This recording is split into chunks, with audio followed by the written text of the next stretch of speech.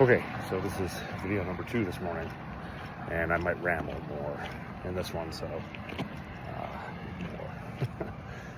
So we'll see if I even get through this. But okay, so Jacob Hansen and Jim Bennett are 2 LDS members who have a online presence, online following. They make the rounds of different LDS and Mormon themed YouTube channels and talk and share their opinions. And they previously have had a discussion together, which didn't go very well. They're very opposed to one another in their approaches and their outlooks. And then in the wake of the recent controversy over the LDS communications director at the fair conference, seen by some as refusing to take a stand in favor of the LDS proclamation on the family, these 2 figures, online figures, Jim Bennett and Jacob Hansen, were invited onto Stephen Pineker's show. Stephen Pineker has a YouTube channel called Mormon Book Review. He's an evangelical who is fascinated by Mormon culture and theology, and invites people from all over that spectrum on his show to talk, has authors appear. It's a really great channel if you want to get, the full view of Mormonism beyond just, the more dominant LDS part of the culture, because he talks to people from all over outside of, the LDS portion. So anyways, he invites these 2 guys on to his show, Hansen and Jim Bennett, and they go at it over this. And I'll post a link in the comments. It's a tough one to watch. I'm only about halfway through it myself, just because it devolves into the Thanksgiving dinner table argument, but at the same time, it's the Thanksgiving dinner table argument that I understand. So I get it, and I'm drawn to it for those reasons, But they go back and forth over who's doing what and who's saying what, and it's kind of,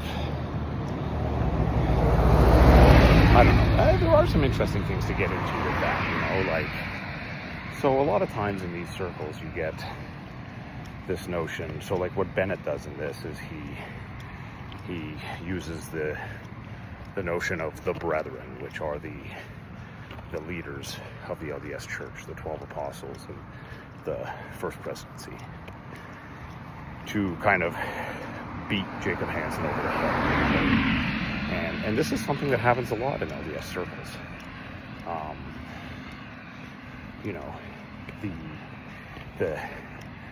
It's ironic. I find it very interesting when this happens. Brian Hales, an author on Joseph Smith's polygamy, went on the most prominent polygamy denying show, and kind of beat the host of that show. Her name's slipping my mind, Michelle. He beat her over the head with the brethren, and it's just such an ironic move, because it uses the notion that no one should speak for the leaders of the church except the leaders of the church, to then speak for the leaders of the church and tell someone else to be quiet. It's like a self-defeating principle, and Bennett very much comes at Hansen with this approach that, Jacob Hansen, you should not be speaking for the brethren. I'm here speaking for the brethren to tell you that no one but the brethren should speak for the brethren, So I don't think that argument holds up at all. Also, I've never been opposed to questioning and activism and any of that stuff. But, you know, Jacob Hansen has. So it's interesting that, you know, and this is something that Jim Bennett does that is kind of interesting, because he's trying to, he's in a way demonstrating that, well, now the shoe is on the other foot. Now, you know, sure, Jacob Hansen is reusing clips of what these guys are saying, but he's doing it in order to tell people what they should then say or think. And if we adhere to this principle of who gets to do the talking for the church, well, the church does. That's what General Conference is for. So let them do it in General Conference. And I don't have, personally, I think Jacob Hansen can and should air his opinions, and I disagree with him on a lot of points, but I don't have a problem, because I think this rule of, you know, who gets to speak for the church is, you know, I'm not a fan. But it does go back to what I was talking about before, about the fundamental principle of Mormonism. But anyways, something comes up in this conversation that I think is very interesting. So, and it revolves around what I discussed in a previous video about the fundamental principle of Mormonism being prophetic authority. Who gets to speak for the church?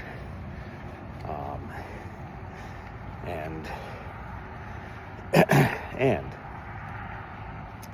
what Jacob Hansen is doing is saying, look, the people who can speak for the church now are saying this. So this is the way it is. And Bennett is saying, yes, but at some point they could say something different, and then it'll be that.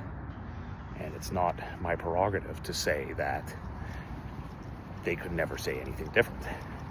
And then Hansen is going, yes, but they're saying now that they could never say anything different.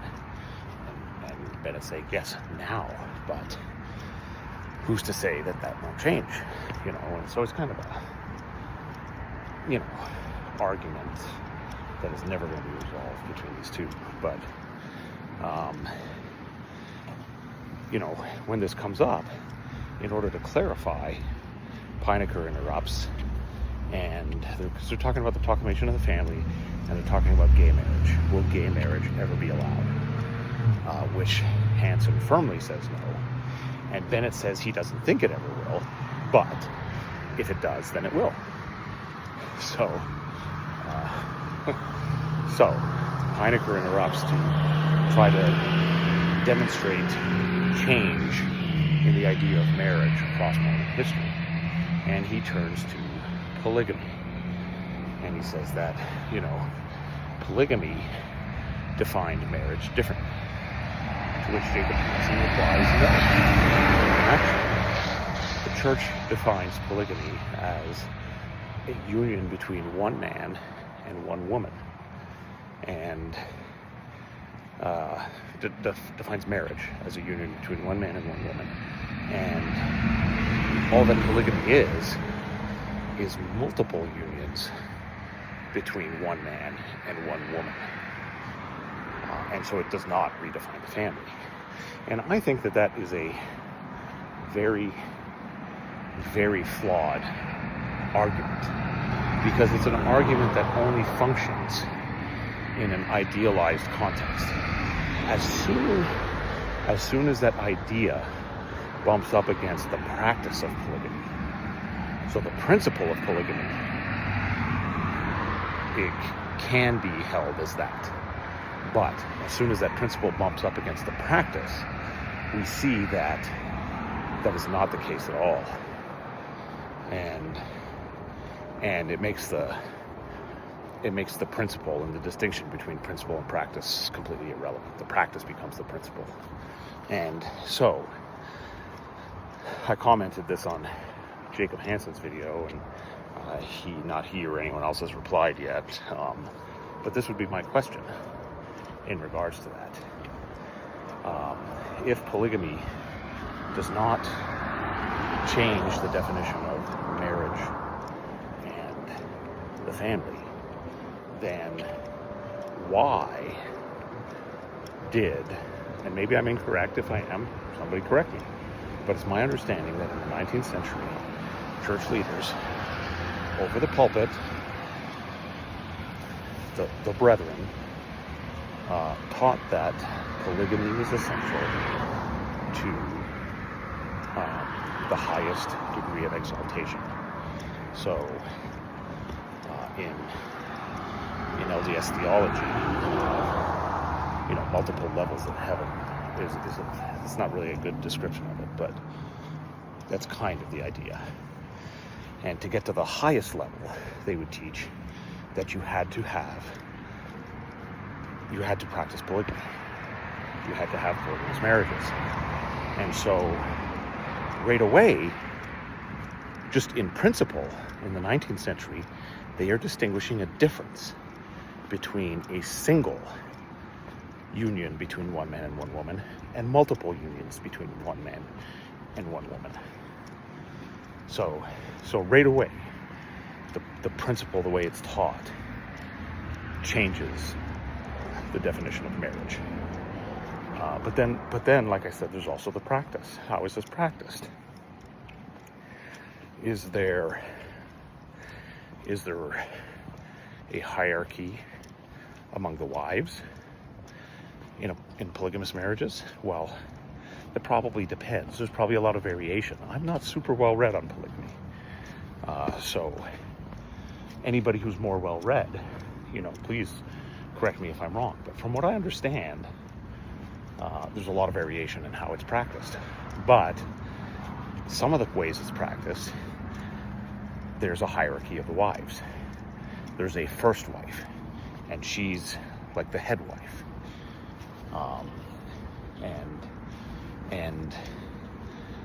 And it's an important position. It's a more prestigious position than the other wives. And so it's not just these atomized unions of one man with a different, one different woman in each case.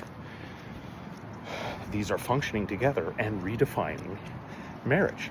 The marriage between the first wife and the husband is defined differently now because of the marriage between the husband and the second wife, and between the husband and the third wife.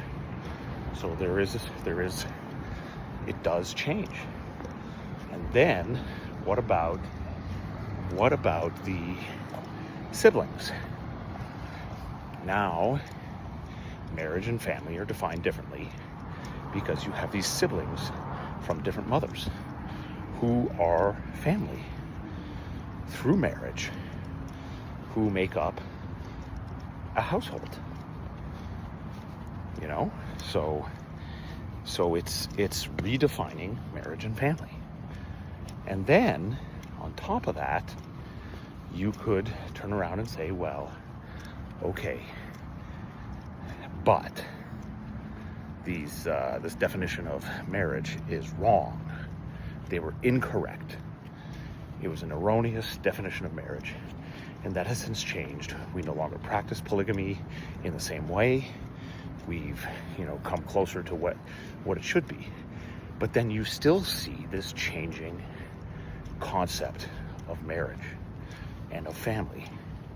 So I just don't think that that's a very good argument for constancy.